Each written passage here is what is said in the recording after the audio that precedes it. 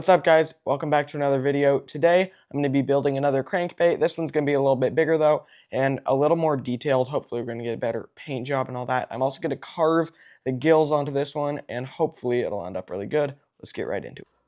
Alright, this is the lure that I've drawn out. As you can see, it's a little more complicated and a little bigger than the crankbaits that I've done on this channel in the past. I have done some really big crankbaits before, but this is the size that I prefer the most. And then I have the last remaining scrap of this chunk of poplar. I've built a ton of lures out of this wood, and this is probably going to be the last one since it barely fits on this chunk. So I'm going to go ahead and here's a glue stick right here. I'm going to glue this up onto this chunk of poplar, then cut it out on the bandsaw and go from there. Hold up. I'm trying to actually find, all right, yeah. Whole entire thing just barely fits onto this chunk of poplar. Let's take it to the bandsaw.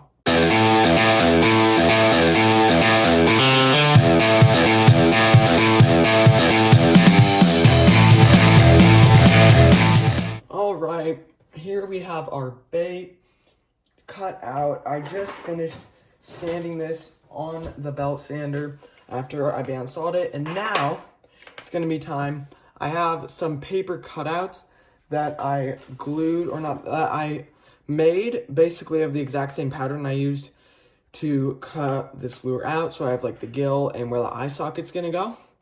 So I'm gonna glue those onto the sides of this. That way I can know where to carve the gills and where to drill the eye sockets. So for most of my smaller lures, I just stick the eyeballs straight onto the outside. But since this is a little bit nicer and fancier, I'm going to drill some eye sockets for them just to make it a little bit more realistic. So I'm going to go ahead and glue on those cutouts and then go from there. These are the cutouts I have. I'm going to go ahead and glue these onto the bait and then start carving. All right, there you can see I've gotten these cutouts glued onto both sides and cut down to size. And now I'm going to go ahead and drill my eye sockets. And then a fun trick for this, I like to use a Forstner bit if I have one for the size. I unfortunately do not have one for this size. I'm planning on using like 10mm eyes or something similar to that. So with a bit like this, it's very easy to chip your wood and get a giant splinter going off. So you're actually going to want to run your drill backwards in the opposite direction to drill these holes. That way you're not chipping off wood. It takes a lot longer, but it's worth the extra time because it works well and doesn't chip off your wood.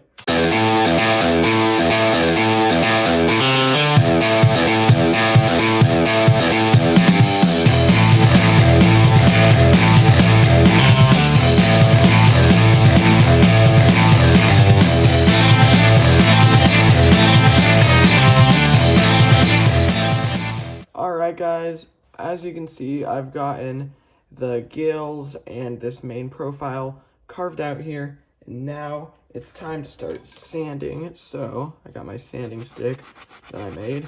I'm just going to start sanding along here and keep doing this and going finer and finer as I go until it's nice and smooth, and then we'll move on.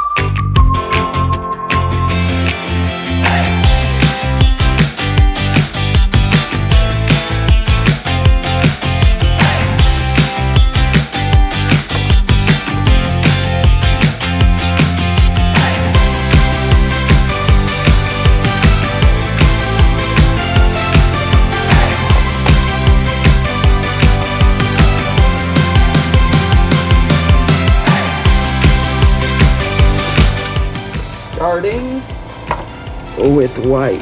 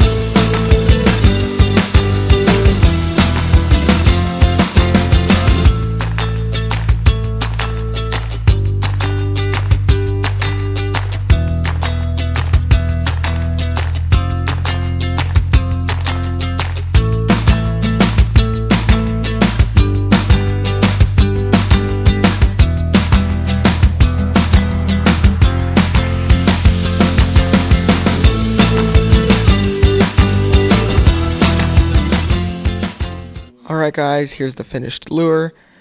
Now all I have to do is test it to see if it has a good action, so let's go do that. And there we have it, nice little wobble from this crankbait. I had some comments on some of my videos saying that I should do a little performance test. There it is. Thanks for watching, make sure to subscribe, and I'll catch you next time.